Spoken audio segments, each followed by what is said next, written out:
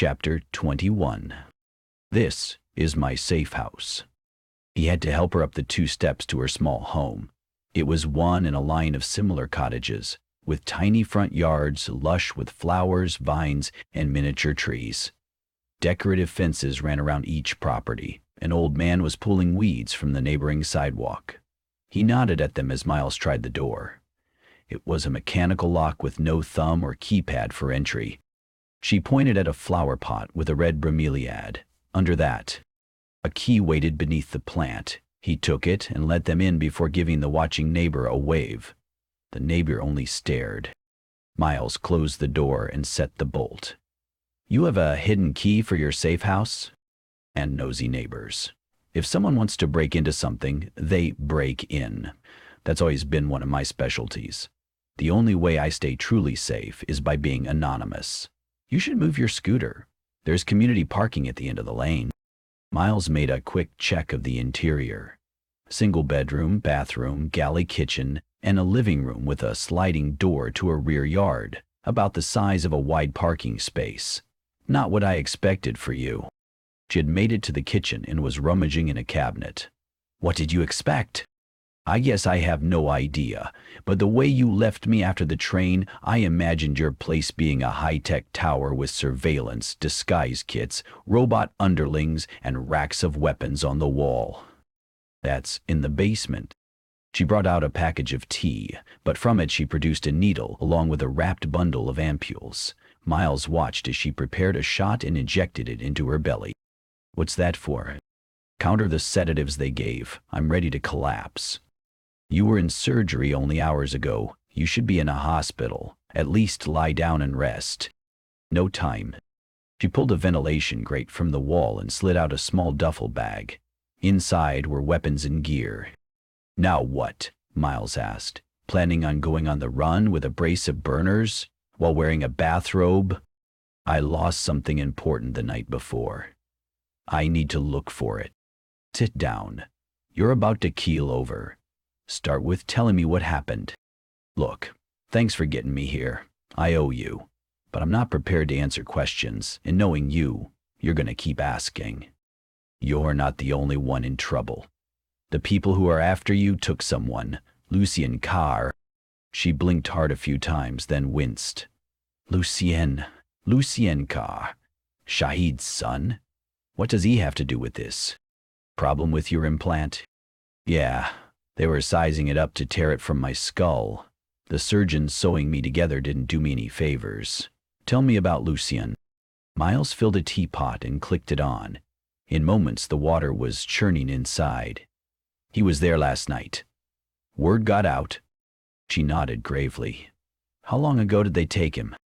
"Yesterday afternoon." She sat, waved vaguely towards one cabinet. "Tea and cups are there."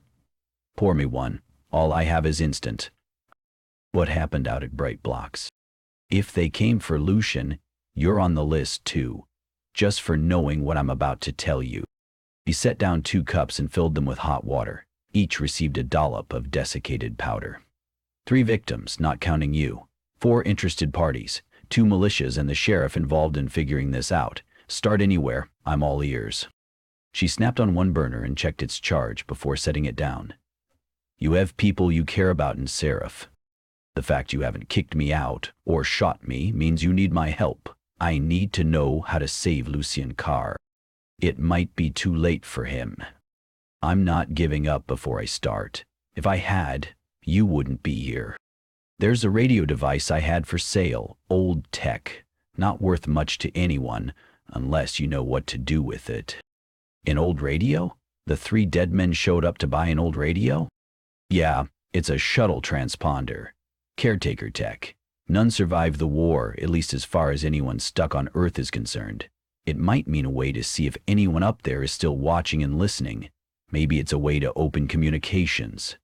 "That's it.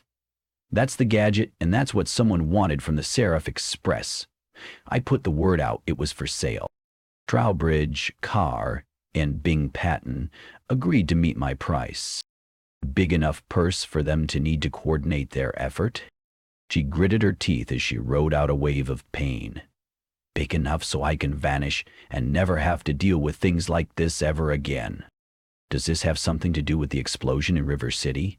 New said, it was the caretakers dropping a rod from up high. That might have been an accident. I can't say.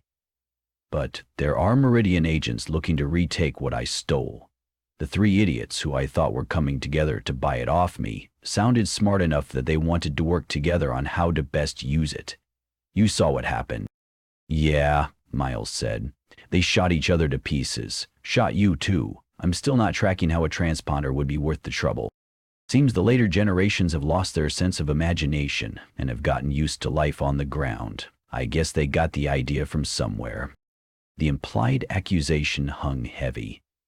When the war ended, there wasn't much choice. Nowhere to go with all the junk flying above us. A lot of that junk has fallen, Dawn said. We can go back up there if we try. You're sounding just like a Meridian executive. But you're the one who wants to sell out and go retire. I never said retire. She was sweating now. She loaded another ampule into the injector. Miles placed a hand on hers. Wait. I don't know what you're thinking, but you can't go back out there. You can barely stand. Stims won't stop your body from shutting down. You sound like you care. I don't understand what this shuttle radio of yours means, but whoever has it took Lucian. I'll look for it. Give me a chance to do that before you run off and die trying. This isn't stumbling around the desert searching for a rogue machine head. Meridian agents are no joke. They're deadly. She set the injector down, unused. With her one eye completely wrapped, she was hard to read. I'm going to get dressed and go out to the junkyard. Someone has my transponder. I need to get it back before it gets stripped for chips and jumper pins.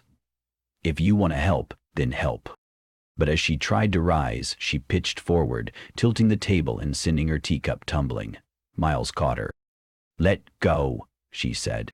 How are you planning on finding it? Stumble around the west side waste, hoping to bump into the perp who did this to you? She didn't have an answer. Was incoherent as he took her to the bedroom and got her to lie down. He squeezed her hand until she focused on him. I'll take care of this, Miles said. You coming isn't an option. From the sound of it, no one knows you're here. Stay put and I'll check on you later. So, if there's anything you can tell me, which will help, tell me now. For starters, what does this thing even look like? Chapter 22. They're looking for you. Kim, are you listening? Miles's scooter engine had come up short as he tried to pass a double-trailer big rig on the boulevard. He had a large sedan behind him, honking his horn, and the truck next to him had sped up. Miles couldn't squeeze the accelerator any harder. Finally, he waved an apology and let the truck overtake him, but was then almost run into the opposite lane as the sedan passed on his right. The driver signaled her displeasure with a single upturned finger. Kim, can you hear me? Santabutra asked. Are you there? Yeah, morning traffic. Where are you? Trying to survive on Seraph's fine roads. Who's looking for me? The trauma center has footage of you taking their patient away, so safe to say both militias want you to find out who she is. That's the official line, but Sheriff Vaca seems to have put 2 and 2 together, and she's putting the screws to me to share what I know. You know nothing. Tell her that. Thanks a lot. Tell me why I'm putting my pension on the line for you. Because of my winning smile? You're harboring a key witness to an investigation. They've got you assaulting a security guard, and they know I provided access to the trauma center to you. If your friend was there last night, and you have her with you, that puts you in company with the most wanted person in Seraph, so cut the arrogant tone. He made a turn and found an open lane. Neither of us wants to see Lucian Carr hurt. This is my best way forward. I can't share more than that, because right now I don't even know if what I'm doing will help. But I know the sheriff isn't going to get this done, and after what I learned, there's more to this than we understand. Not new news. I can't help you anymore. Is that what you're calling? She hesitated before answering. I called to tell you one last time to be careful." Navigating the junkyard in daytime was oddly disorienting. Between the shipping containers and trash were heaps of scrap, some appearing deliberately sorted and shaped, or his mind was playing tricks on him. But every so often an impaled stuffed toy or a steel-framed scarecrow leaned askew from the rubbish. Scraps of rotten clothing clung to stakes like guidance. Husks of burned or melted vehicles were stacked along one lane near the scene of the shootout. No sign of the denizens who had chased him that night. 5 minutes after crossing the berm into the scrapyard, he spotted his first patrol. A red banner tank stood parked at a crossroads. None of the troopers were visible outside or in the turret. He made a sharp U-turn, but couldn't quite come about, and had to push the scooter with his legs a few paces back before he could head in the opposite direction.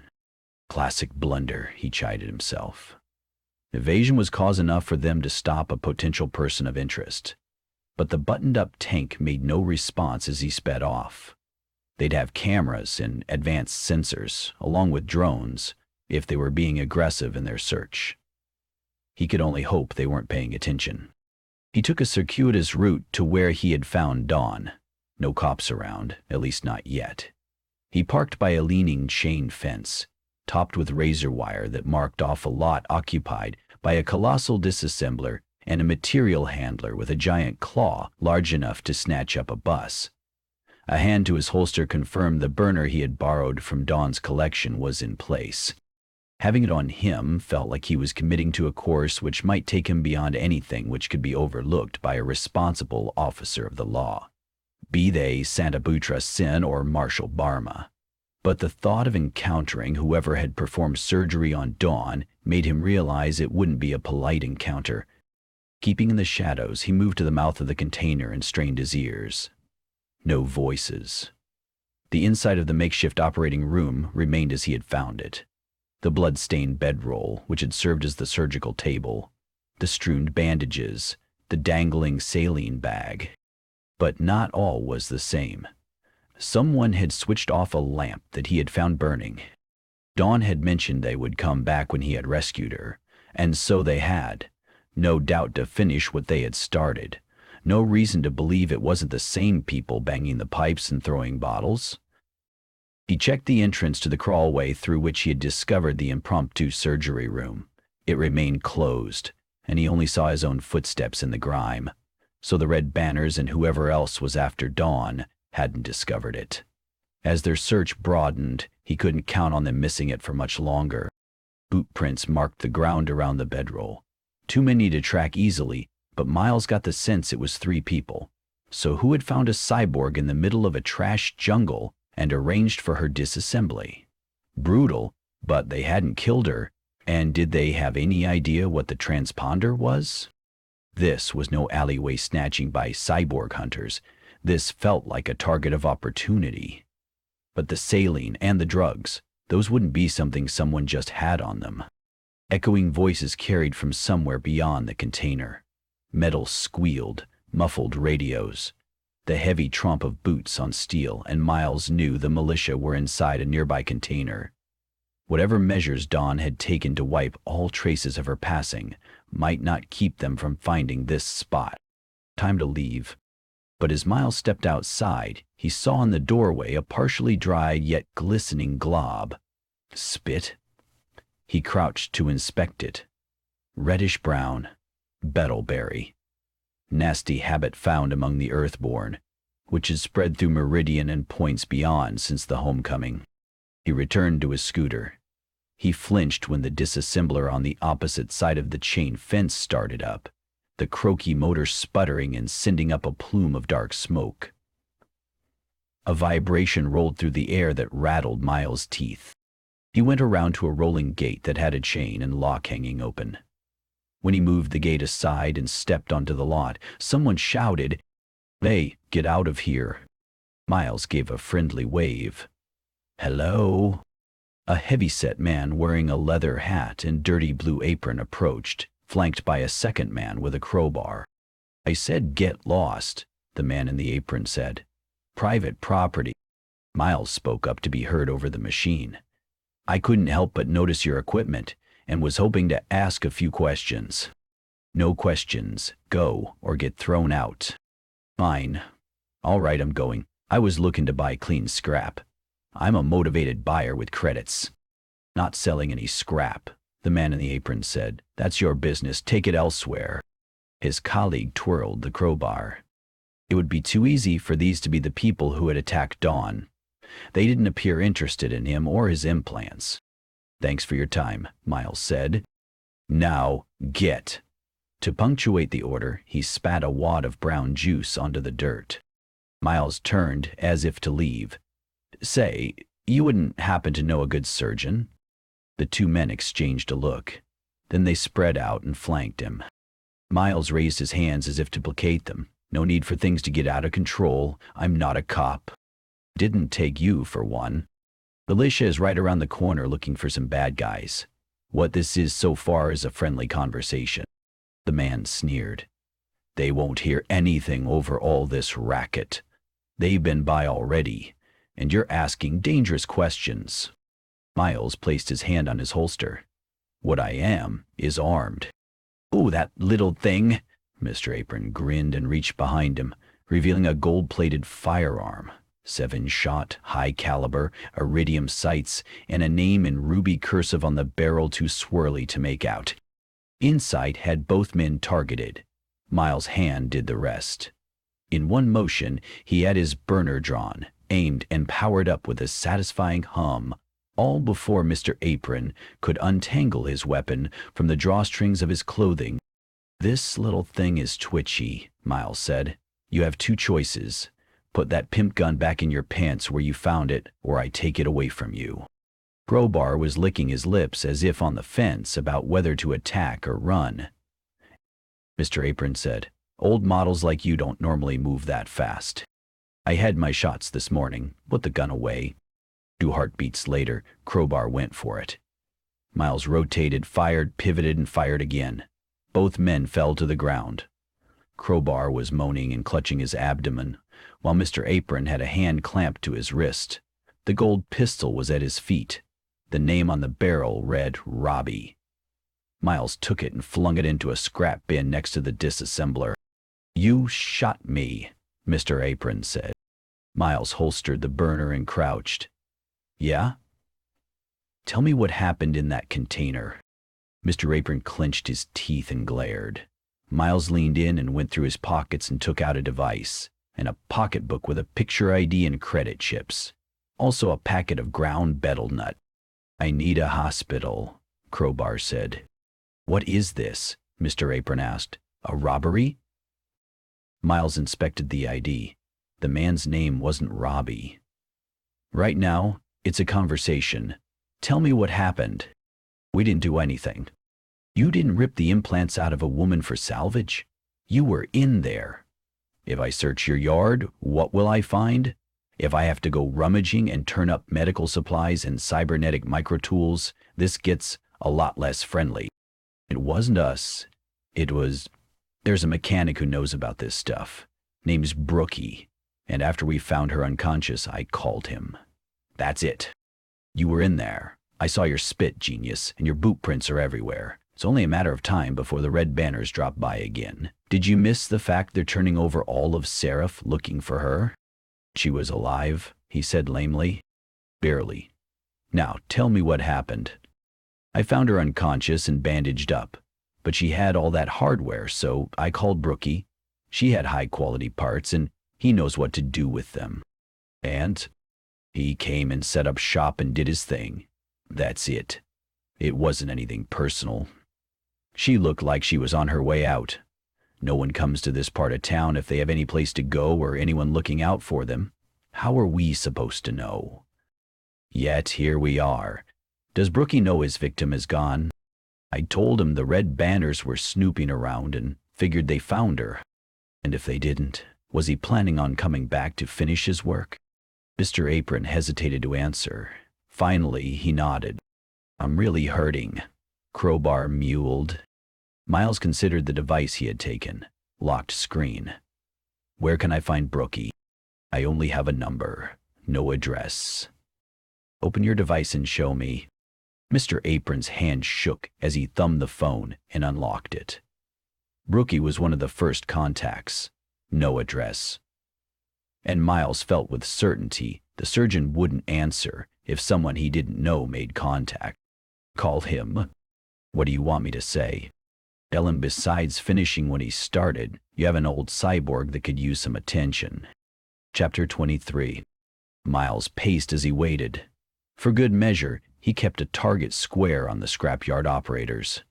Both men sat up against the tracks of the material handler. Miles had found a medical kit and allowed them to treat their wounds and take something for the pain.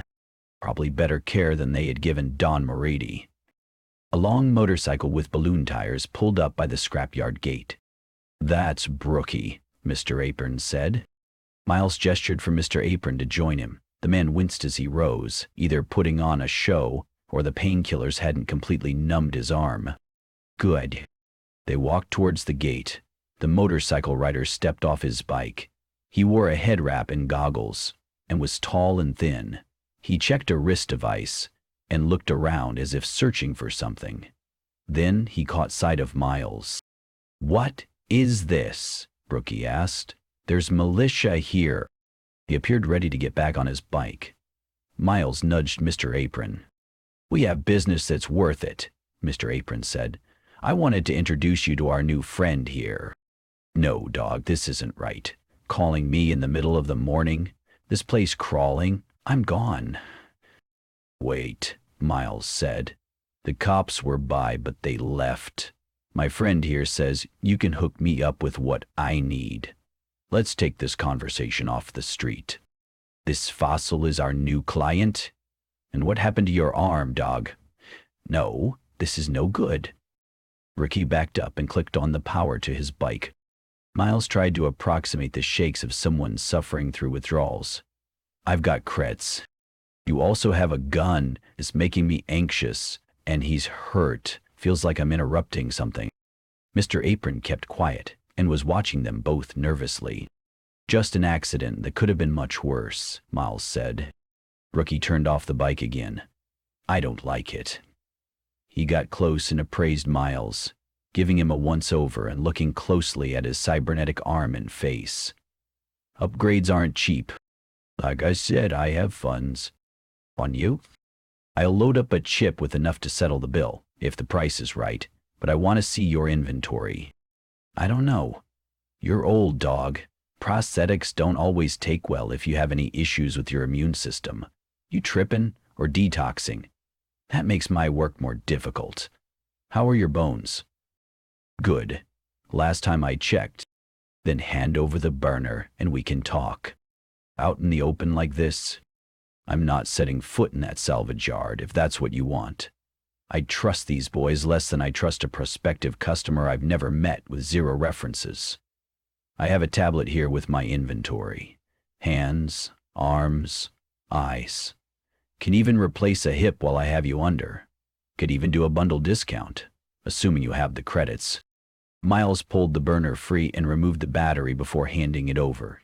Brookie took it and set it on the bike seat without comment.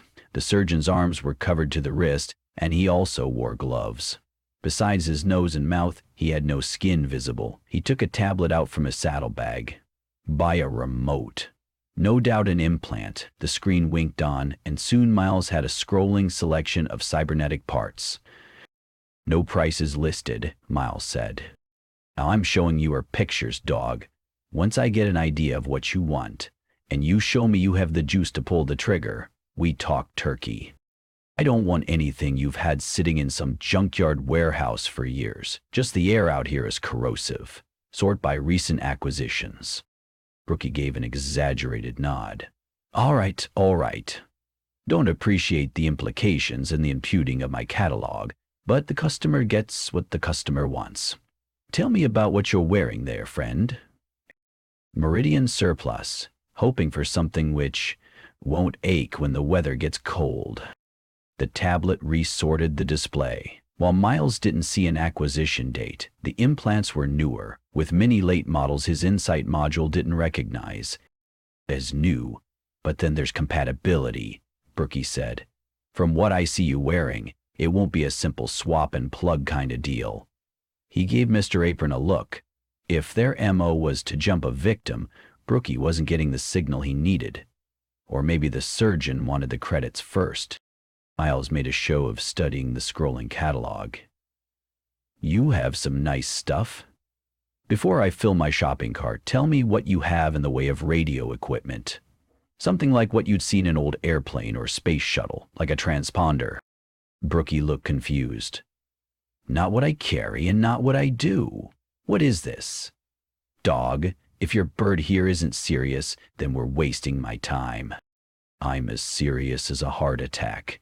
The woman you waylaid and operated on had one in her possession. I want it back. What are you talking about? I saw what you did to her. She's alive, no thanks to you, and you tore her eye and hand apart. And I'm guessing you were planning on taking what she had in her head out next.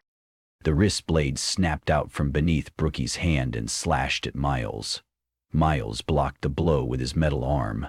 Brookie pushed and was too strong, and soon the weapon was heading for Miles' throat. Miles kicked. His foot landed solid and punted the tall man backward. He fell against his bike. Miles grabbed the burner and snapped the battery in. But before he could power his weapon up, a pair of red banner militia appeared. They were aiming rifles at Miles. Weapon down! Weapon down! Miles raised his hands and then, slowly as possible, placed the burner at his feet. The two troopers kept their rifles on Miles as they came closer. Both wore armor with visors down. They'd call for reinforcements in moments. So close. Miles licked his lips, but knew there was nothing he could say that would help. They'd arrest him and charge him with the ever-increasing list of offenses he had been accumulating since accepting Marshal Barma's offer to investigate the shooting. They'd question the surgeon, but if they didn't know who he was, he'd be in the wind with the transponder. Lucien Carr's chances of survival were slipping away. But before Miles could speak, a pair of palm-sized pistols snapped into Brookie's hands from unseen devices up his sleeves. He unloaded. The 4 sharp cracks exploded from the weapons, blasting holes in the plastic armor and sending both troopers to the ground. Miles rolled aside, getting the bike between himself and Brookie. Brookie sprang to his feet and mounted the motorcycle, revving the engine before peeling away, kicking up a spray of sand. Miles snatched up his weapon and went to his own scooter. The surgeon was out of sight by the time he got his engine started. Miles raced in the same direction, leaning forward and gripping the accelerator and willing the tiny engine to give it everything it had lest his quarry slip away. Chapter 24. Miles was heading towards town again. The junkyard avenue that held the cloud of dust from the fling motorcycle was a straight shot, crossing the berm and leading into bright blocks. But that was where a half-dozen routes opened, wending through the stacked cargo containers in every direction. Had he lost him?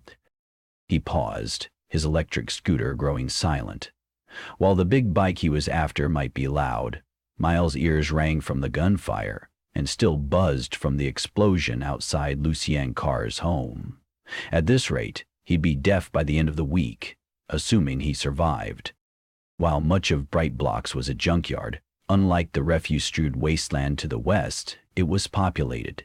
Makeshift homes and apartment blocks on every street, some with vehicles outside.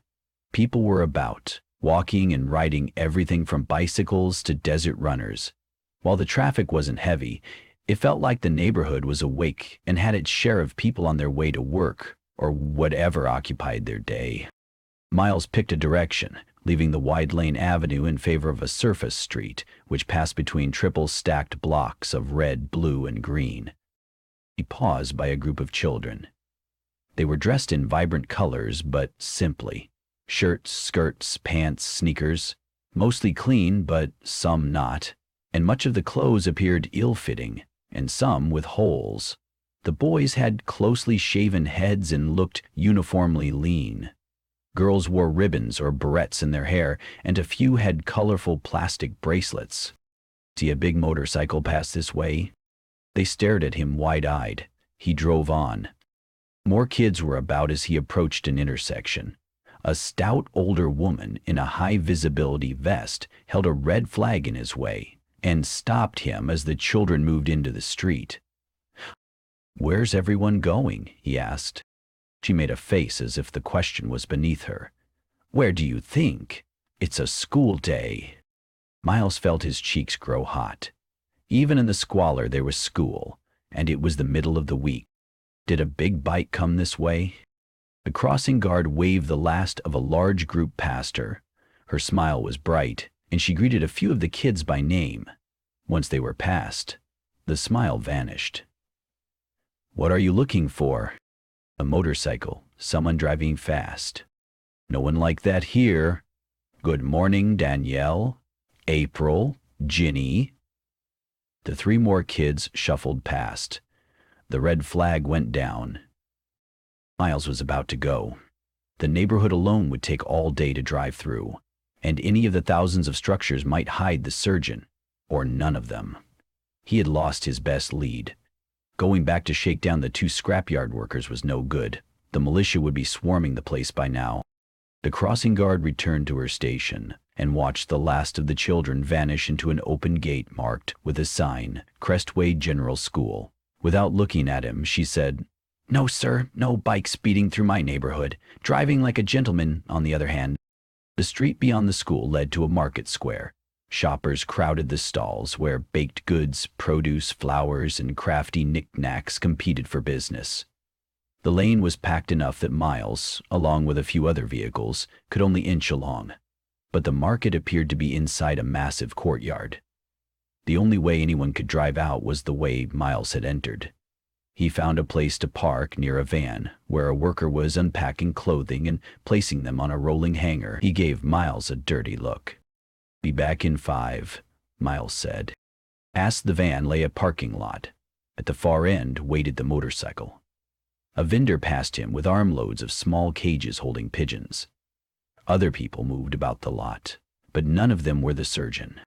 While the market had only one drivable street, small alleyways were everywhere. Miles inspected the spot where the bike stood parked. Reserved, a painted strip on the concrete read, "But for who?" He searched for a sign, a QR code, anything which might indicate who operated the lot. He then followed the wall of a container to where a cut door stood. He knocked.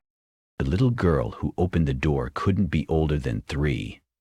Miles heard the muffled sounds of melodramatic dialogue playing somewhere behind her and beyond stacks of clutter. "Is your mom or dad home?" She nodded. "Didn't move. Can you please get one of them?" She vanished, and a moment later, an elderly man with 2 canes appeared. He murmured under his breath as he reached the door and tried to close it. Miles put his foot in the way. "Just a sec. I'm looking to rent a parking space for my company. Who do I talk to?" "Me," the man said with a creaky voice. "None available. Move that boot or lose it." "Everyone who rents pays you? Aren't you a bright one?" He pushed the door, but Miles kept his foot in place. "One of your clients rides a big bike. Brookie. Maybe I can double up with him when he's out. I'm happy to go ask." The man made a sour face. "Do whatever you have to do. You're making me miss my stories. Which place is his, and I'll get out of your hair." "Brookie? You mean Dr. Brooke? Where else?" "Try the hospital." Of course, Bray Blocks had a hospital. The wide steel doors led to an interior waiting room with plaster walls, a glass barrier, and chairs, along with a play area for children and a muted wall screen showing a cartoon with a fairy and talking mushrooms. A sign at the entrance read, "Please approach an open terminal." The waiting screen stood on stands. Each had a woman's face on it. As Miles stepped up to one, the screen said in a neutral voice, "Please state the reason for your visit. Do you have a medical emergency?" An AI, Insight identified. "I'm here to see Dr. Brooke. I don't have an appointment, but it's an emergency." "What is the nature of your emergency?" "Biomechanical implant failure." "Please scan a fingerprint and tell me as much about yourself as you can. If you have a medical record with us or linked through SeraphNet, we will complete the virtual form." Miles abandoned the sign-in screen and went straight to the window where a flesh-and-blood receptionist waited. She glanced at Miles. "Finish signing in, please." "I'm here to see Dr. Brooke." "What time is your appointment?" Miles stepped aside as a mother and child exited through a door in the glass. "It's right now. Dr. Brooke isn't seeing patients until this afternoon." "Hey!"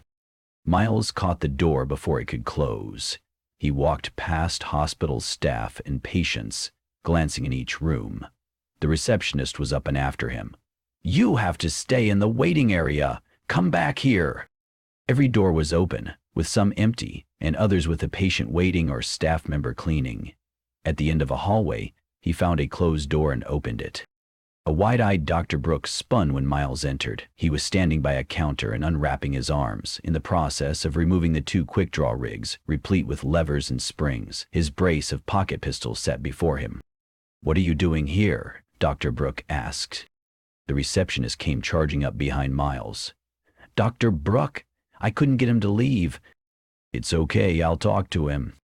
Once she left, Miles closed the door, not taking his eyes off the doctor. Neither of the doctor's weapons appeared ready to fire. "You shot 2 cops back there," Miles said. "I did what I had to do, dog. They'll live." He removed the rigs and placed them in a cabinet drawer before moving around a makeshift desk. Miles took his burner out. "How about you stay standing where I can see you?" "There's no need for this. I don't know how you found me so fast. The scrappers don't know who I am, do they?" "Couldn't say." "Let's talk about Dawn Moriti." "Who?" "The victim who you cut the cybernetics from." "I assure you she felt no pain." Miles examined his burner. Both men he had shot at the scrapyard had only suffered minor wounds. But this model had a selector switch which ramped up the intensity of the laser at the cost of using more of the charge.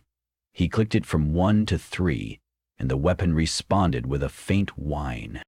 The doctor's face had a mask of dust where the goggles hadn't shielded him. He had his eyes on the burner. He pushed hair from his face. His voice quavered. "The high-end eyepiece and hand I took from her will keep this place running for a month." Keeping the gun trained, Miles began going through cabinets. "What are you looking for? Drugs?" Miles slammed a cabinet and opened another. "I can get you lift, pure shabu with nothing that'll make you go blind, barbs, numbers, anything." The next cabinets held little more than gloves, glassware, and general medical supplies. "What can I help you with?" Brooke pleaded. "You sold her implants already?" Dr. Brooke offered a wan smile. "I take 'em straight to my dealer, not here. He paid me already. There's no knowing where her parts are now." "What, did you think I'd have them stored here in a crate?" "I'd want your tone right about now. During the war, there were smart guys like you around who knew the conflict would end and that there was a way to make bank off the pain. They printed armor plates on the cheap and swapped them out with the good inserts, using that for grist for whatever they wanted to print. They stole drugs. Ever see someone with head-to-toe burns scream because the anesthetics the medics used were nothing more than a flavoring agent with some scent added to fool the doctors? This is nothing like that. I don't know your friend. A Seraph dilettante who wandered into Bright Blocks in search of a thrill? She's alive. I would have returned before you came, but I had emergency surgery. I took nothing from her that can't be replaced with a few credits. You're not helping your case." Sweat beaded the doctor's brow. "I've offered drugs. I can pay you. I'll give you what I got for the implants. Revenge won't undo what I did. Please. I have patients who need me." Miles slammed a metal fist onto the desk, cracking the wood. "Do I have your attention? First, the ends don't justify the means. Ever. And second, there was a transponder with the woman you operated on. I need it. I'm confused. She had nothing on her. I'm sure the scrappers took whatever this radio is. What's so important about it?" Miles resisted the urge to hit the desk again. Intimidation had its limits. "They said to check with you. Someone's lying." "They found her. She was already unconscious. I rebandaged her burner wounds, but they weren't life-threatening. Then I got busy." Her implants pay the bills, not old shuttle components. He was a good actor, or he didn't know. Miles lowered the barrel of the burner. I'm going to check the scrappers again, assuming they haven't been arrested or haven't run away. If you have the transponder, I'm the least of your worries. The doctor nodded cautiously. I'm telling you the truth, dog. I'm not interested in pocket change or personal belongings. The deal is, I get their hardware. That's it. The scrappers get a cut from me later once I make my sale. How many? You mean how much do I make? No, I don't care about that. How many cyborgs have you waylaid? The doctor only shook his head. His lip quivered. He doesn't remember. Miles's grip tightened on the weapon. But then he holstered it and left the office. Chapter 25. The receptionist watched him with raw indignation as he stepped back into the waiting room. His phone was pulsing. Miles was hoping she'd say something, anything, so he could explode and let her know about the monster for which she was working. A chill ran down his spine. What if the doctor wasn't the only one who helped the clinic get its funding? Waiting patients glanced up at him. And what might they be here for? Cancer treatment, pain management, an ulcer, an infection, the setting of a bone. One person's misery was another's salvation. How many would leave if they knew? Santa Butcher Sin was calling. This is Miles. Kim, wherever you are, you need to move. They have your location. Get rid of your phone. The line went dead. Miles paused next to a wastebasket, but instead of discarding the device, he slipped it into a pocket. 2 electric motorcycles pulled up in front of the clinic. Not militia. Then he saw both drivers. They wore overalls and were identical to the man he had fought outside the cafe at the university. Each man removed a toolbox from the back of their bike. To anyone else watching, they were maintenance workers showing up for a repair. How had they tracked him? And how had Santa Butcher known? No time for that. One spotted Miles. To the receptionist behind the glass, he asked, "Did you call the Yellow Tigers on me?" She shook her head. "Then do it now." Miles drove a metal fist through the glass. It exploded into harmless fragments as he vaulted the desk, shoving the receptionist to the floor as he went. He had the burner out and popped up, only to duck again as a dart whizzed past. Everybody stay down. He crawled into the rear hallway. Too many people standing about. It didn't matter what kind of dart guns the attackers were using. If they had grenades or more bombs, the place was going to turn into a bloodbath. But if they were using darts, they wanted him alive. "Take cover," he shouted. Crawling to the corner, he got into a crouch, readied his burner, and leaned out to aim. One man was at the door. Insight tried to target. A flash popped from the man's eyes, then Miles' visual overlay went haywire. Suddenly, he had target windows filling his field of vision. He ducked back and tried to blink it away, but it was no use. He could barely see as patients and staff scrambled past. The man would be on him in seconds. Insight off. His eyes cleared as the man in overalls strode around the corner and aimed the dart gun. Miles sprang at him, his right arm raised defensively. The dart gun coughed. The projectile sheared off a finger and just missed Miles's face. His burner spun out of his grip. Miles punched the man with a left across the face. It was like punching a wall. Barely phased, the man backhanded Miles and knocked him to the floor. Miles tried to raise his right arm to deflect what was coming, but the man was too fast. The blow landed, and Miles felt the world turning as he dropped to the floor. People were screaming. A fire alarm wailed. The man stepped over Miles, was doing something in his toolkit which was strung around his shoulder. Miles fumbled about, searching for the burner. His left hand grasped the shaft of the bolt sticking out of his cybernetic hand. He tugged it out and stabbed the man in the calf. The man grunted before prying Miles's hand away from the makeshift weapon and pulling the bolt free. He had produced a device from the toolkit and switched it on. But then the man paused, let out a sigh, and keeled over.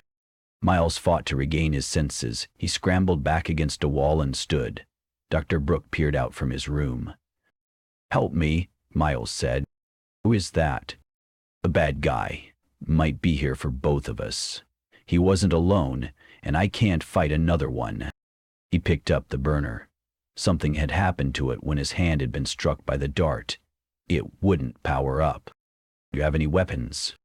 The doctor shook his head. This is a hospital. Then do you have a back door? Meridian had come out on top of the corporate shakedowns, mergers, and acquisitions during the generations in which Earth had migrated to the rest of the solar system. Safety had been a source of gallows humor for generations. If someone in another section of a habitat wasn't calling you back, they were in the loo, their comms weren't working, or their portion of the hab was taking a break and depressurizing for a spell. Things had gotten a little better with safety after the return. Hospitals were supposed to have multiple fire exits, and the Bright Blocks clinic was no different. Dr. Brooke opened a trap door to a rusty ladder going down. What about my staff, the patients? Should have thought about that when considering how you funded the place. Start climbing. Miles monitored the hallway and the downed man while Dr. Brooke descended the ladder. A nurse was taking cover beside a standing scale. She had her device out and was repeatedly jabbing the screen with her finger. "It's not working," she cried. A quick check of his own phone confirmed it. No signal. The Meridian agents, or whoever they were, had set up a jammer. He hurried to follow the doctor. The ladder led down into an alley near the parking lot. A metal sheet on hinges acted as a door leading to the market. The doctor was hurrying ahead of Miles and not waiting, but Miles caught up and clamped a hand on his arm. "Let go of me," the doctor yelled. "You're not leaving my sight until we figure this out. You brought assassins to my hospital. If I found you, they would have too. Stop squirming. Let's go back and take your bike. I'm sure it's faster than mine." The motorcycle was a risk. The agents chasing them might know or soon discover what the doctor drove. But Miles didn't like their prospects of fleeing on foot, especially if the militia was also out to grab them. They straddled the seat and the doctor got them going, weaving carefully through the crowd. Miles kept his eye open for militia vehicles. His cybernetic hand remained unresponsive, but at least he could hang on to the doctor. He tried all the mental tricks to shut down the phantom pain from his severed finger. "Your workshop, Doc. Where is it?" Dr. Brooke drove them past the school. The crossing guard was gone. He sped up. "Where is what?" "You must have a place where you keep your cybernetic prizes." "A bolt hole. A shop." "You're talking about my home. They might know about that." "And there. Didn't you hear what I said, dog? They found me at the hospital. They know who I am." "That's a risk I'm willing to take. Those boys are heavily modded, and if I was a betting man, I'd guess you have something in your toolkit for taking care of that kind of problem." Chapter 26. That's a lot of junk. Miles entered the massive container and ran his hands along the rack of dangling prosthetics. Arms, legs, partials of either, along with fragments of metal and plastic implants, made for a macabre display. A workbench with a pegboard adorned with an array of tools stood beneath it all. A chair, lights, soldering stand, clamps, wires, and boxes of circuits. The shop appeared to have everything. "We can't wait here," Dr. Brooks said. "If they're coming, there's no back exit. Let's get on the bike and leave. We have a head start. I don't know what you're planning, but this is no good. Dog?" Miles inspected a few of the limbs. Most were old, barely much better than scrap. Others appeared newly constructed, perhaps current projects. So which pieces had belonged to Dawn? Or had the doctor done as he had said and sold them? "This is where we need to be, Doctor. You want me to fix your hand?" "I doubt we have time. My insight module is going haywire. Reboot isn't working." Dr. Brooke went to a tablet computer and turned it on. "That's not quick either. How did that happen?" "The men after us are enhanced. One of them flashed me with his eyes, and it sent my targeting into a tizzy." Laser scrambler. Nothing new, but one small enough to be a discrete implant. The things they make these days, right? "I've started my program. It's going to take a minute. It will request access. You'll have to allow it, unless you have a jack under your hair." Miles had inert jacks hidden behind his right ear. "I'm not that old. I've been down this road. Do you have anything you might have used in procuring additional parts? Dr. Brooks sounded distracted as he worked on the tablet. What do you mean? Finding unwilling candidates who would donate their limbs to your little enterprise? You think all these limbs are stolen? I've recovered these from scrappers. Some purchased for a few credits from family after the death of the owner. My work has helped hundreds of Bright Block and Seraph residents. Save me the speech. Don Maridi wasn't your first victim. The scrapyard guys knew to call you.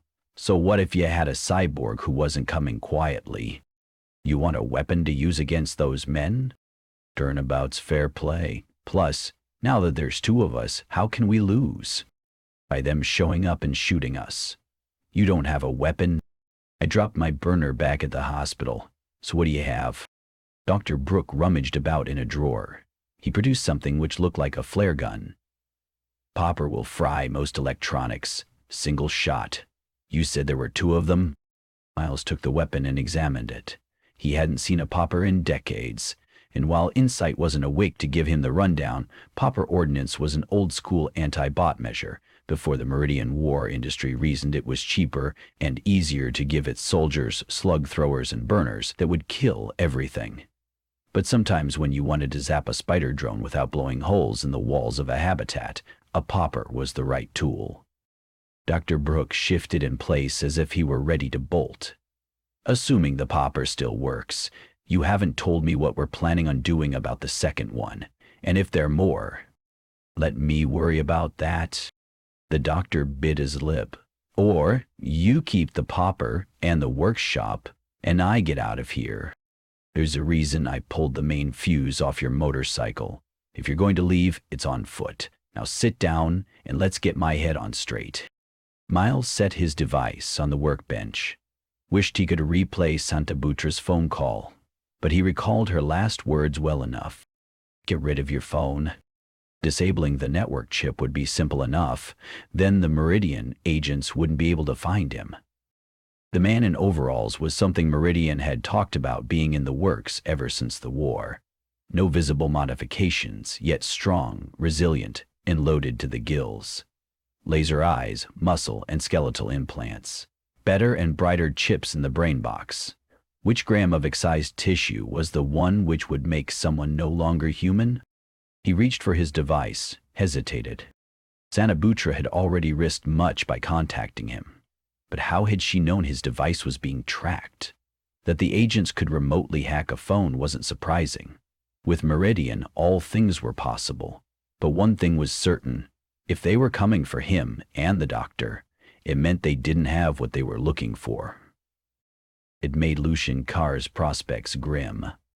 Sitting and waiting violated every ounce of training and all his instincts.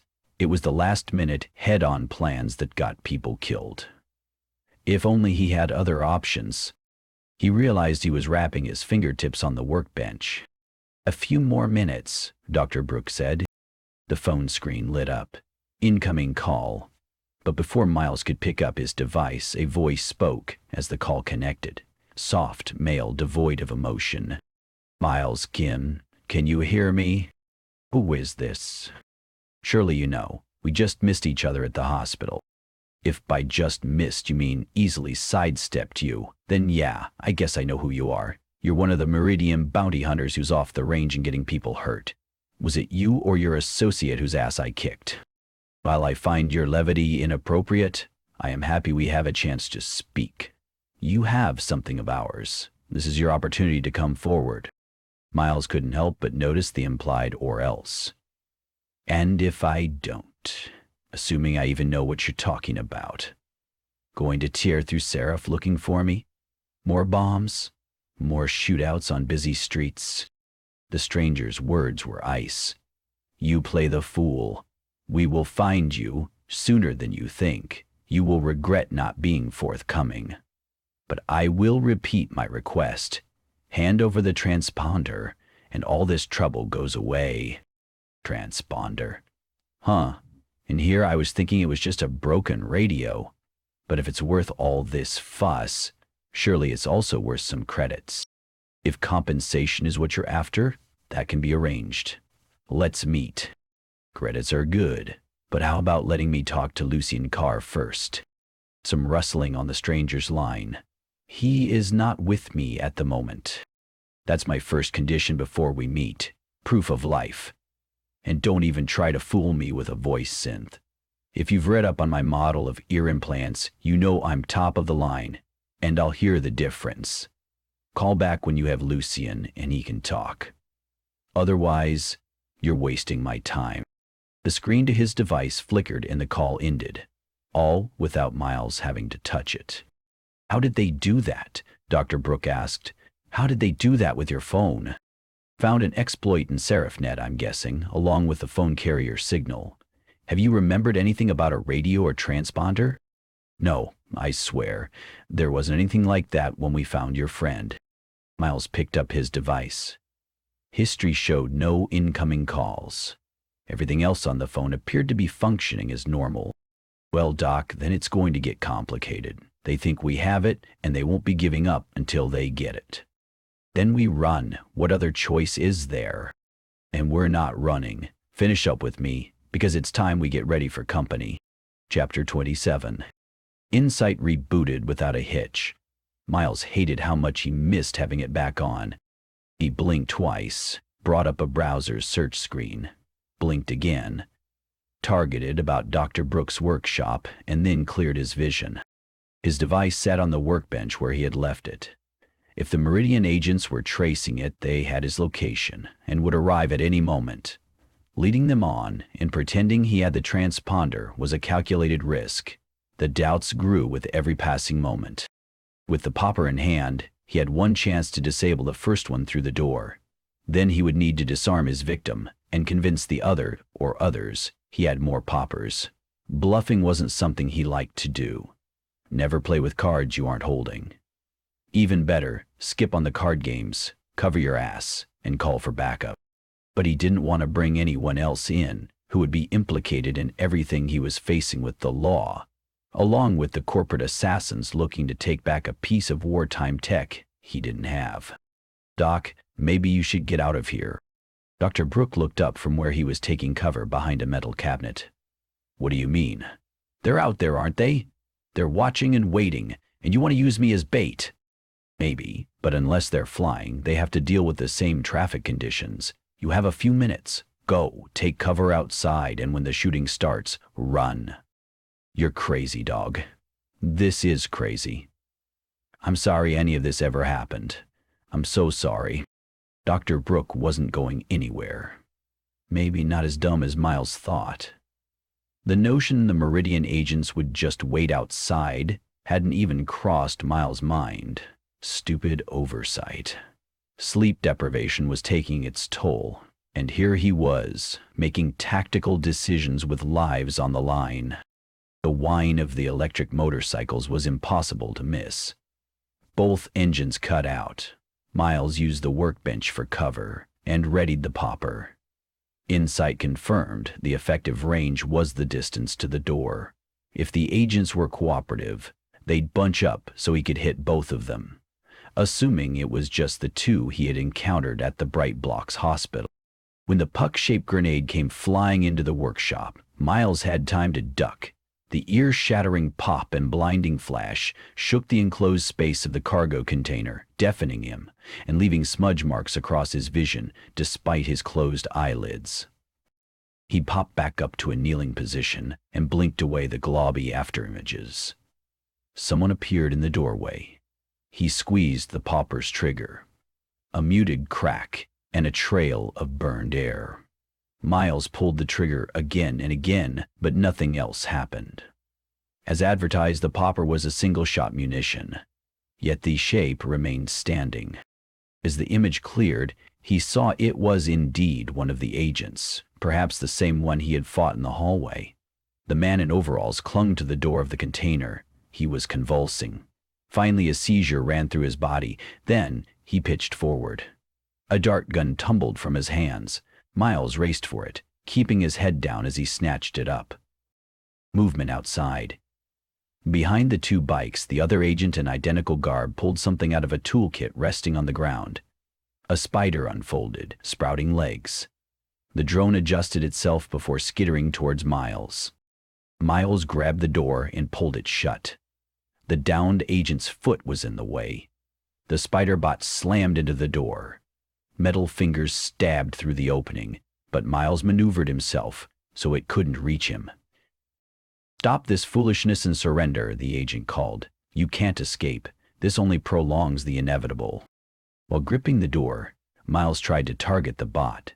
But as he angled the dart gun so the barrel was aiming out the opening, a bright spark from one of the spider's fingers sent a shivering jolt through the weapon, forcing Miles to drop it. When he went to pick it up, a leg slashed at his hand, forcing him to pull his arm back. It pushed the door in. "Doc," Miles planted both feet and leaned hard, but the spider was too strong. "Doc?" But Dr. Brooke wasn't coming out of his hiding place behind the cabinet. The spider got 2 legs against the frame of the cargo container and 2 inside the door. Miles felt himself losing ground as his boots slid. The fire extinguisher was clipped to the nearby wall. Miles grabbed for it. The door slammed open, almost knocking him down, but he snatched the extinguisher from the wall, turned it on the spider, pulled the pin, and squeezed the discharge lever. Nothing happened. The spider leapt. With a swing of the extinguisher, Miles batted it down. He drove the canister into it once, twice, a third time, and heard the satisfying pop of something breaking. The machine went limp. The second agent appeared at the door. When Miles flung the extinguisher, the man deflected it with a forearm and raised a weapon. The dart struck a crate as Miles dove for cover.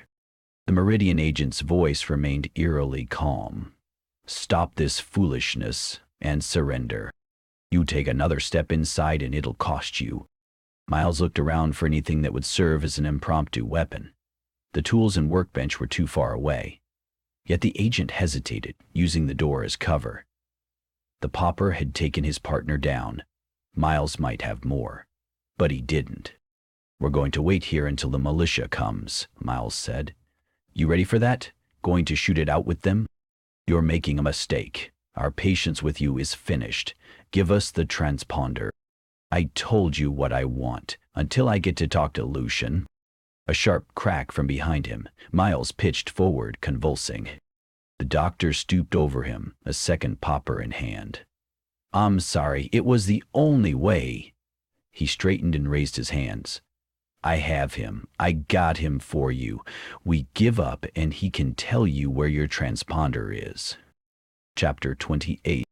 Miles kept his eyes shut as hands grabbed and dragged him into a waiting vehicle, a van or small box truck.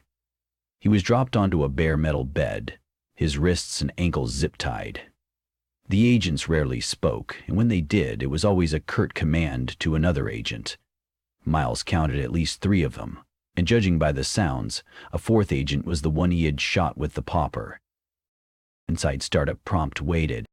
He strained his ears for any sign of what happened to Dr. Brooke. Would he be executed, taken, or left behind? But the driver wasn't waiting on the others, and started the van and drove off. The doctor had done as Miles had asked. Now, would he keep his mouth shut, or let on that the second pauper was nothing more than a blank, a ruse? As much as the agents could run roughshod through Seraph, the threat of the militia surely would concern them, as a full response meant a shootout the agents couldn't hope to win. They wanted their precious device, and Miles banked on the fact they needed to talk to him someplace private. That someplace might be where they had taken Lucian Carr. Miles' arm and legs grew numb. The tingling ran up through both shoulders. His hips complained by the time they stopped. Even with inside off, Miles guesstimated they had driven some 5 kilometers, much of it over the rougher roads of the outlying districts of Seraph. But finally the vehicle paused and waited as a door to a building rolled up and they drove inside. The driver dragged him out of the back of the van, dropping him hard on concrete. Oof! He's awake. Miles opened his eyes. 2 of the agents looked down at him. One wore the overalls, the other a head-to-toe black haptic suit with a helmet. They were inside an unremarkable warehouse or garage with a high ceiling, naked ductwork, and metal shelving along the walls. The smell of old oil and the traces of solvent fumes permeated. They both took hold of his shoulders and dragged him down a ramp into a sublevel. Cables and conduits covered the walls. A hydraulic system stood in the center of the gloomy chamber, but the room was a mechanic's pit with no ceiling, no doubt meant to service whatever vehicles would pull over it. Lucien Carr sat strapped to a chair, his head slumped. His face looked puffy and bruised. Dried blood crusted his nose and mouth. Miles couldn't tell if he was breathing. The agents unceremoniously dumped Miles atop a pile of rags. "No noise," the one in overalls said before they both headed off up the ramp. Miles twisted and rolled in an attempt to sit up. The numbness creeping through his limbs didn't help. If they saw he was fully alert and not stunned, they might drug him or restrain him further. But he needed to know if Lucien was still alive. He strained his ears. The van started up again. The engine faded, and the whir of a metal door made enough noise that Miles took the chance. "Lucien. Lucien, wake up!" Nothing. The vibrating sounds rose to a crescendo. "Lucien Carr." The young man's eyes fluttered. He shook his head weakly, blinked a few times, and glanced about as if unable to see Miles. His dry, cracked lips moved before he whispered, "It's you."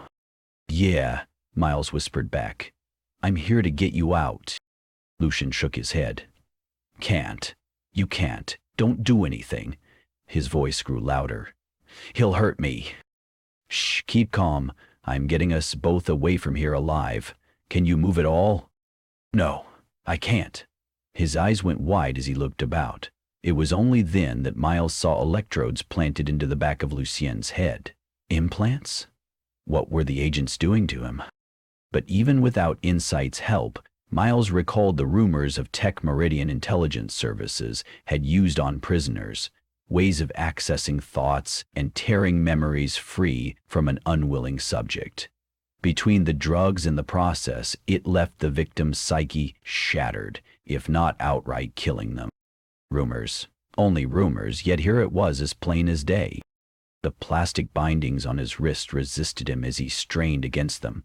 He wiggled his metal arm enough where he might bust the bindings, but without leverage, he only succeeded in sawing the sharp plastic into the flesh of his left wrist. The material was too thick. From above, the garage was quiet.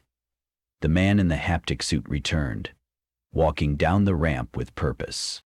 Miles closed his eyes and set his head down. The Meridian agent kneeled beside him. Fingers prodded his eye and the side of his face. Then a sharp pain surged through his skull. "Ah, you're awake." The man's voice was the same as the one on the phone. Tranquil, almost dreamy. "No doubt in pain. Can you hear me? Your ears appear intact. I need to know if we can communicate." Miles looked up at him. "I hear you." "Good. Our purpose is to retrieve a transponder. Do you understand the request?" "I speak English. Yes, I understand. I have conditions." The agent touched the side of Miles's face again. The pain was instant, white-hot, and caused Miles to cry out. The man moved a forefinger before Miles' eyes. The glove had wires running along its vinyl-like surface. The entire suit appeared to be meant for some kind of full immersion simulation. "That is a foretaste of what you will experience soon. Am I speaking loud enough?"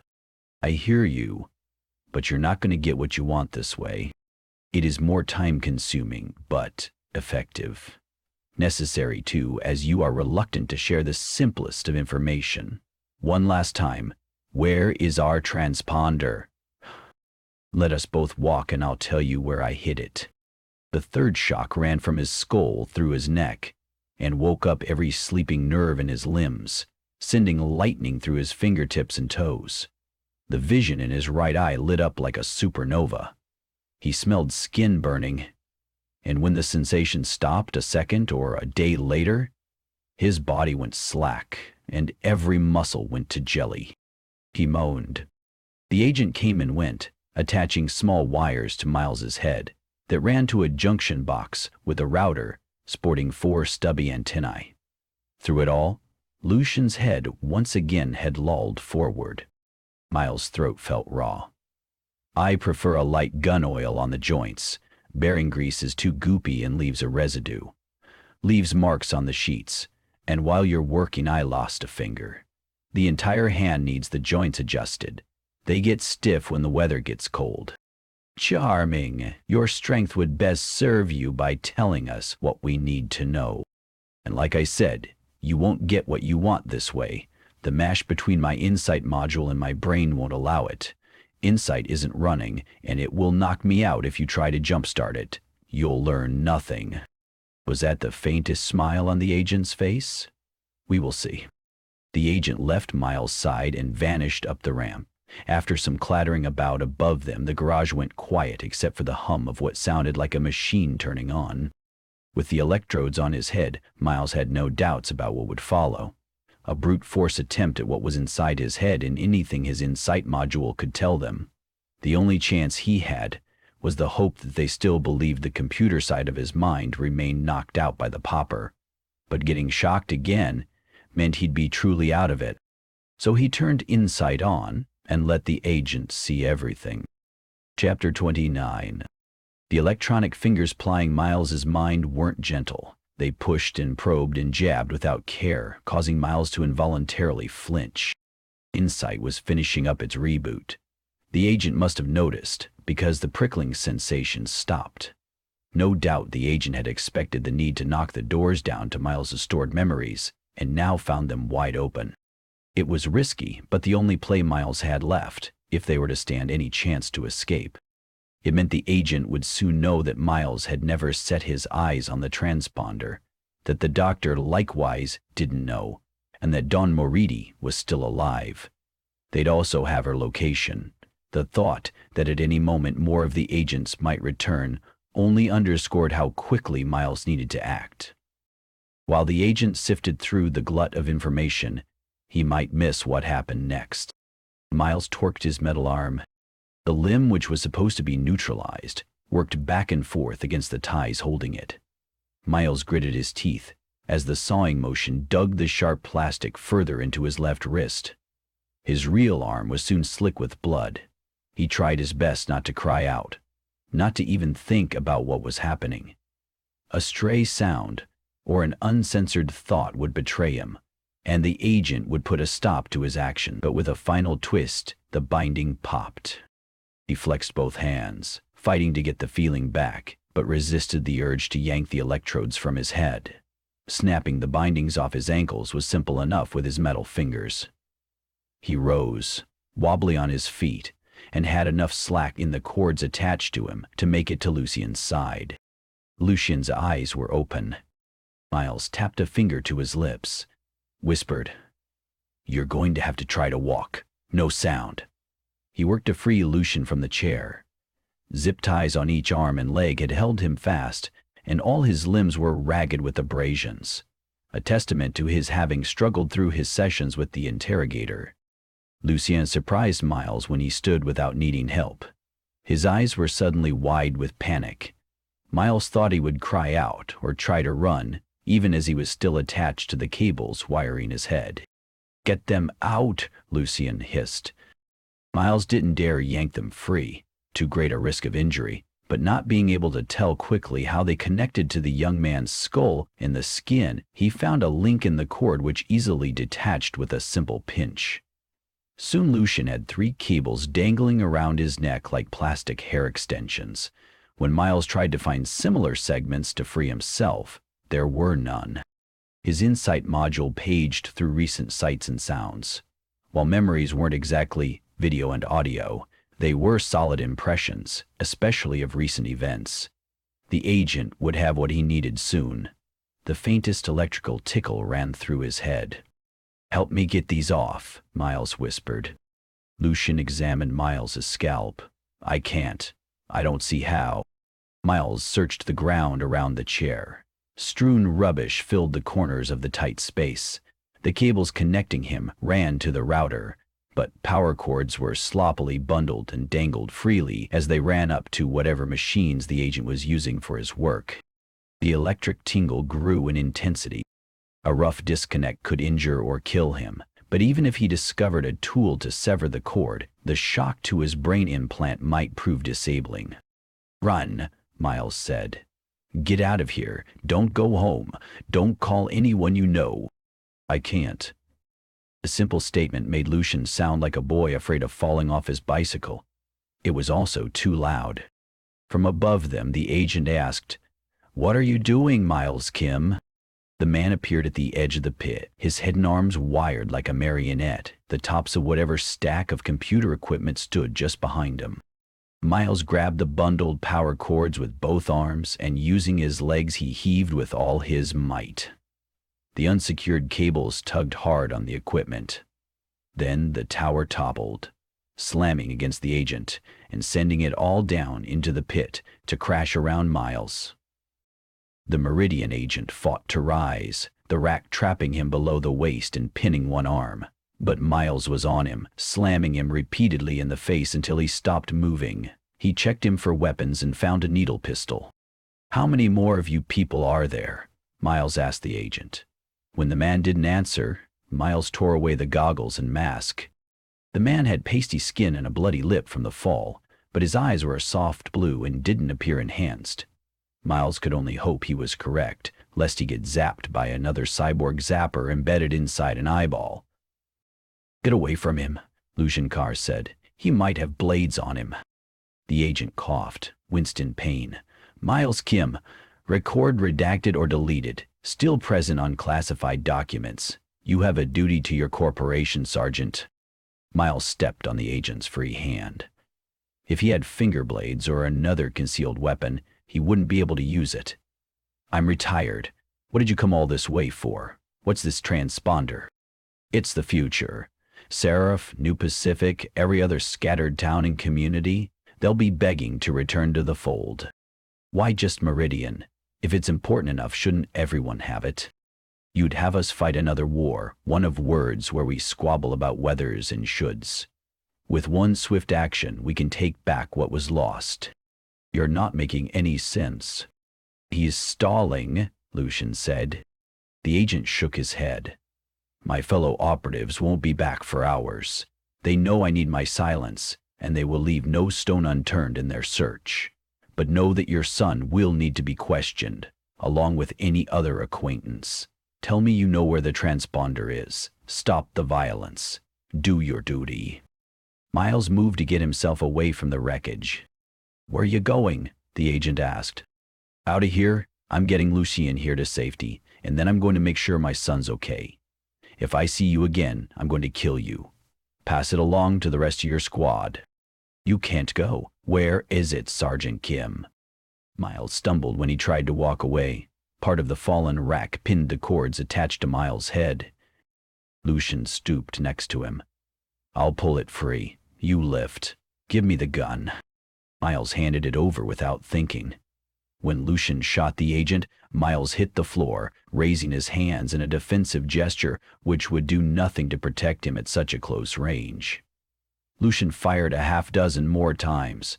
The agent was cut to pieces. "That takes care of that," Lucian said. He turned the weapon on Miles. "I owe you a thank you, I guess, but you're a problem." Miles showed his hands. "You got him. We can go." "What are you doing?" "My father told me I needed to be more decisive. I'm going to leave before more of them come back, but I want to know something. You came all this way to get me out. Why?" "Because it's what I do." "Looking for a piece of the pie just like everyone else, aren't you? If my father taught me anything, it's never to share. I want nothing from you. I let myself be caught to get you out of their hands. You have nothing to do with this." The needle gun held steady. "How would you know?" "Because you told me yourself you were scared when the shooting started at the meeting. All you wanted to do was run. If you knew what your father and the other two were hoping to buy and how valuable it was, you would have gone inside to save it. You're just another stupid cop. I know what my dad was there for. He wouldn't shut up about it. All this talk about taking control from the caretakers and how much money he was going to make." Miles tugged on the wires. He remained held fast. Lucien watched him with unmasked annoyance. "You really think it's just a radio, don't you? It's an IFF transponder. It's programmed with the algorithm to bypass detection from any of the caretaker orbital sensors. Do you really believe they're still up there watching or care if something flying is identified as friendly? You mean, are they listening? Doesn't matter what I think, but my dad believed. Said Meridian has kept close watch and was waiting for an opportunity, like the IFF, to make a move. Meridian has always claimed they don't know, Miles said. Sounds like you weren't in the loop. My dad spent a fortune keeping connected. Said Meridian intelligence knows they're still there. They've kept tabs on the caretaker's orbital satellites as best as possible, but with the debris field, it's hard to know what's active and what isn't. But with the transponder data, it means whoever has it can go back up there. The needle gun barrel lowered slightly, but Lucien hadn't taken his eyes off Miles. It was as if he were trying to make a choice. Then he put the weapon in his belt, as if he were a thug in a serial. Miles dared take a breath. The other agents won't quit. Maybe, but they got elbow deep into my brain. They know I don't have it. I get out of here, they might forget about me. You don't have it. And you don't know where it is. More precisely, I don't care. Hope they go easy on you. With that, Lucian Carr hurried up the ramp, leaving Miles to his fate. Chapter 30. The agents were going to go after Dylan, and there was nothing Miles could do about it, trapped in the garage. He again contemplated severing the cables connected to his head, but knew he wouldn't do his son any good if he passed out or suffered a fatal shock. He searched the fallen terminals, wishing for better light. Fumbling around and pushing the toppled rack aside, he groped until he found the router. One by one, he twisted and unplugged everything. The cables came free after some doing, but soon he had them wound around one arm like an oversized extension cord. Getting the last of it out from under the fallen rack became simple enough. For good measure, he went through the dead agent's belongings. Nothing useful. He fought a dizzy spell as he climbed the ramp. No vehicle. A door stood ajar. Lucien hadn't bothered closing it on his way out. Bright afternoon sunlight shined, blinding him. They were in a warehouse on a large lot with no visible landmarks. Miles squinted and ignored the growing throbbing in his head. A vehicle engine was coming closer. The property had a fence some distance away. Miles could make the sprint, but doubted his ability to climb. He ducked back inside and searched for anything which might serve as a weapon. The agent's work area was in disarray after most of the equipment had gone over into the hydraulic pit, but a toolbox, identical to what the other agent carried, stood beside a column. He discovered a fist-sized slug thrower inside. No palm print user lock. It was loaded. Miles flipped the safety off and took position behind a debris box and waited. The rumble of the vehicle grew louder. It wasn't the agent's van, but something bigger. A militia tank, he decided. Sounds of hydraulics of heavy doors opening were followed by the thud of boots. A sharp rap at the door. Seraph militia, we have a warrant. Miles didn't move. Which militia? And what did it mean for him? The voice from outside boomed over a suit amplifier. Seraph militia, come out now. I'm here, Miles called. Identify your name, rank, and company. Come to the door and we can show you ID. Negative. Name, rank, and company. Reflections in the windows high above the door showed there were at least 3 troopers ready to blast, smash, or burn their way in. Miles Kim, Sheriff Vaca called over the vehicle's speaker. He hoped they had an amplified microphone. He didn't feel up to shouting. Yeah, it's me. I have a dead Meridian agent in here. I'm not surrendering to them. They're not with us. We're trying to stop any more violence. Come to the door. At least she could hear him. How did you find me? Your device, we tracked it. His phone? It wasn't on him. He had searched the dead agent. Keeping the pistol raised, he went to the toolbox. Dumped it. There was his device. Was there anyone not tracking it? A tidbit he filed away when it came time to write a product review. He called Dylan. It went to voicemail. Called again. He barely flinched when the troopers outside smashed the door off its hinges and stormed in, burner rifles aiming and shouting at him to drop his weapon and lie down. My son.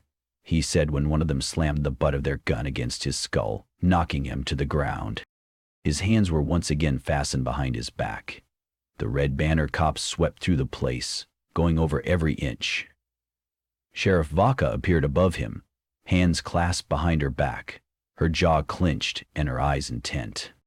"It's not here," Miles said. "How do you know?" "Because the dead Meridian agent down in the pit was still asking. Lucian Carr doesn't have it either. It's in the wind. It's over. Forgive me if I don't take your word for it. You have a lot to answer for. Assault, impeding an investigation.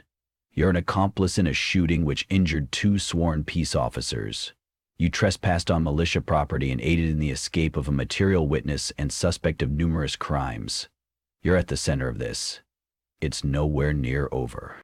They know about my son, threatened him. I need to see if he's safe. Where's Lucian Carr?" So Lucian had escaped.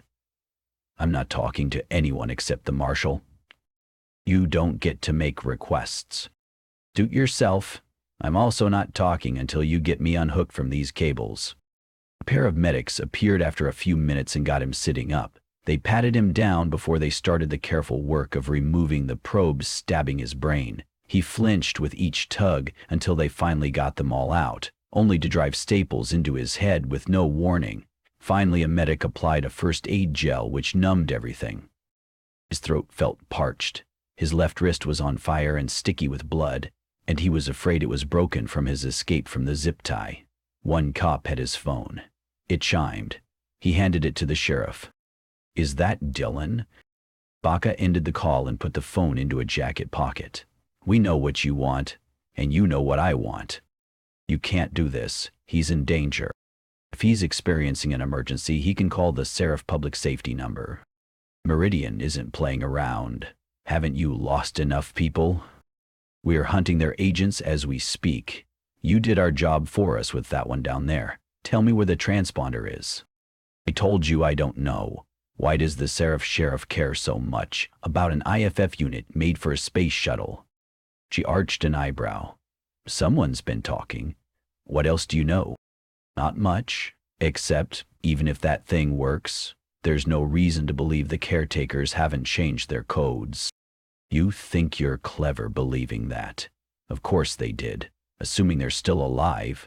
But with it, the code's algorithm can be cracked." Miles tried to adjust himself to ease the pain in his arms and shoulders. Whatever magic the gel had worked didn't extend beyond his scalp. "You don't really care about it either, do you? Neither did Lucian. But you're here leading the charge. So who's paying you to steamroll through Seraph? It's pretty clear Bing Patton has people in the Yellow Tigers in the loop, and you don't get along with them, considering your current company. That leaves Xander Trowbridge or Shahid Kher, but Lucian, for all his faults, hid little when I asked. He didn't mention you. So I'm thinking that rules out his father. Aren't you bright? You can stay as smug as you want when we throw you into one of our detention tanks for a few weeks while we sort this out. Unless, of course, you change your mind and suddenly remember something. Give me the location of the transponder, or the fish who got away." "Go on, Meridi. She knows, doesn't she?" Miles remained mute. The medics hauled him to his feet and escorted him to the back of the waiting tank. Miles felt the gnawing ache in his gut grow as he thought about what the agents might do to Dylan. One medic began packing the Meridian equipment into the back next to him. "Just in case we need to get creative," the medic said with a wink before closing the rear compartment.